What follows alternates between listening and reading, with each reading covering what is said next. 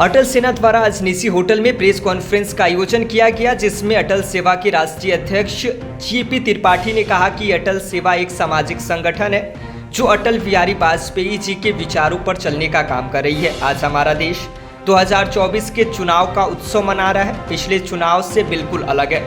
यह चुनाव देश को एक नए युग में ले जाने वाला चुनाव है। प्रधानमंत्री ने जो संदेश दिया है, विकसित भारत 2027 का लक्ष्य है, उसे लक्ष्य को लेकर आज अटल सेना कार्य कर रही है। देश के 25 राज्यों में अपना काम कर रही है। इसी को लेकर आज हमने प्रेस वार्ता की है और इस बार भारतीय जनता पार्टी को पूर्ण बहुमत से जिताने का काम करेगी। पार्टी का जो नारा है 400 पार, इससे हम पूरा करने का काम कर रहे हैं। मैं अटल सेना संस्थापक राष्ट्रीय अध्यक्ष जीपी त्रिपाठी मेरा नाम है और अटल सेना एक राष्ट्रीय स्तर का सामाजिक संगठन है जो आदरणीय अटल जी के विचारों पे, उनके आदर्शों पे समाज और देश हित के लिए कार्य करने वाला संगठन है। चूँकि आदरणीय अटल बिहारी वाजपेयी जी की कर्मभूमि रही है लखनऊ, इसलिए मैंने निर्णय लिया है कि अटल संदेश के माध्यम से देशवासियों को जो भी हमें संदेश देना है वो लखनऊ से दें। आज हमारा देश 2024 के लोकसभा चुनाव का उत्सव मना रहा है, लेकिन ये चुनाव पिछले चुनाव से बिल्कुल अलग है, क्योंकि ये चुनाव देश को एक नए युग की ओर ले जाने वाला चुनाव है। आदरणीय प्रधानमंत्री जी ने जो विजन दिया है विकसित भारत का, कि विकसित भारत 2047 तक हम लोगों का लक्ष्य है, और उस लक्ष्य को पूरा करने के लिए आज अटल सेना पूरे 25 राज्यों में कार्य कर रही है। क्योंकि 2014 में जब प्रधानमंत्री मोदी जी को इस देश ने भारत का नेतृत्व सौंपा था, तो ये सोच के नहीं सौंपा था कि स्थानीय मुद्दे या पहले जो आलू प्याज टमाटर या गैस के दामों पे सरकार बदल जाती थी, उससे अलग हट करके जो राष्ट्रीय हित के मुद्दे थे, जो देश को विश्व में एक नई पहचान देने वाले मुद्दे थे, उस आधार पे चुना। और उस मुद्दों पे पिछले 10 वर्षों के अंदर देश की जनता भली बात परिचित है कि जो 3 प्रमुख मुद्दे थे, जिसमें कि कश्मीर से धारा 370 को हटाना। कश्मीर हमारे देश का अविभाज्य अंग था, लेकिन चूंकि हमारे देश का संविधान वहाँ लागू नहीं होता, लेकिन धारा 370 जो भारतीय जनता पार्टी के एजेंडे में था, चुनावी एजेंडे में था, उसको पूरा किया और धारा 370 हटाया। और आज कश्मीर के अंदर भारत का संविधान लागू होता है। दूसरा सबसे बड़ा मुद्दा ये था कि पिछले 500 वर्षों से लाखों हिंदुओं ने बलिदान दिया, हमारी दसियों पीढ़ियां जो है स्वर्गलोक सिधार गई, लेकिन वो शुभ अवसर का दर्शन उनको नहीं हो पाया।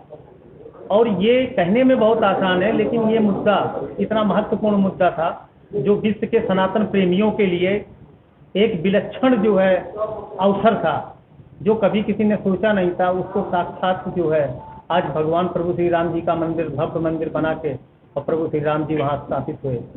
तो ये ऐसे मुद्दे थे। उसके अलावा आपने ये देखा होगा कि 2014 के पहले पाकिस्तान की जो जीडीपी थी वो हिंदुस्तान से ज़्यादा थी। ऐसा क्यों था? भारत की जो जीडीपी थी वो पाकिस्तान से कम थी, लेकिन 2014 के बाद आदरणीय प्रधानमंत्री मोदी जी ने उनके किए गए कार्यों की वजह से आज पाकिस्तान की ये परिस्थिति हो गई है कि वो पूरे दुनिया में भीख मांग रहा है और वहाँ पे आटे के लिए लोग लाइन लगाते हैं। तो देश की जनता को ये बात भली बात समझ लेना चाहिए कि प्रधानमंत्री मोदी जी को देश ने आलू प्याज टमाटर और गैस के दाम के लिए नहीं चुना था। प्रधानमंत्री मोदी जी को चुना था, इसलिए चुना था कि भारत विश्व की महाशक्ति बने, भारत का पूरी दुनिया में एक महत्वपूर्ण स्थान हो। ये छोटे मोटे मुद्दों पे पिछले 60-70 साल से विरोधी पार्टियों ने देश को उलझा के रखा, व्यक्तिगत इशू को क्रिएट करके रखा और उसके सामने राष्ट्रीय मुद्दों को महत्व नहीं दिया, और इसमें जात के आधार पर, क्षेत्र के आधार पर बांट करके राजनीति करते रहे। देश में पहली बार एक ऐसी सरकार आई जो राष्ट्रीय सोच की जो है सरकार है, जिसका लक्ष्य है कि भारत को विश्व में महाशक्ति बनाना। बट आज प्रेस कॉन्फ्रेंस का मेन उद्देश्य क्या है आपका? हमारा मेन उद्देश्य यही है कि अटल सेना देशवासियों को ये संदेश देना चाहती है कि आपको अपने व्यक्तिगत मुद्दों को महत्व न देते हुए राष्ट्रीय हितों के आधार पर वोटिंग करना है, नंबर 1।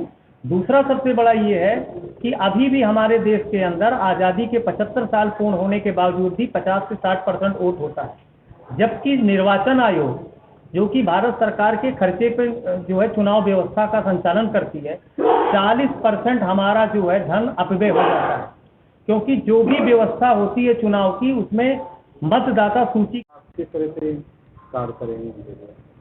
मैं प्रदेश उपाध्यक्ष रहा अटल सेना का।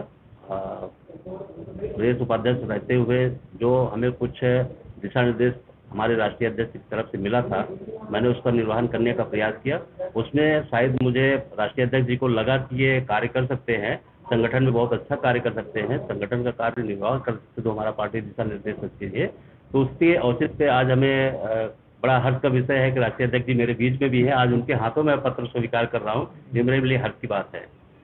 तो मैं संगठन में रह करके जो दायित्व राष्ट्रीय अध्यक्ष जी ने मुझे दिया है, कोशिश करूंगा अंततः से उसको मैं प्रयास करूंगा कि जो है ज़्यादा से ज़्यादा जो है संगठन में मजबूत करने का प्रयास करूंगा।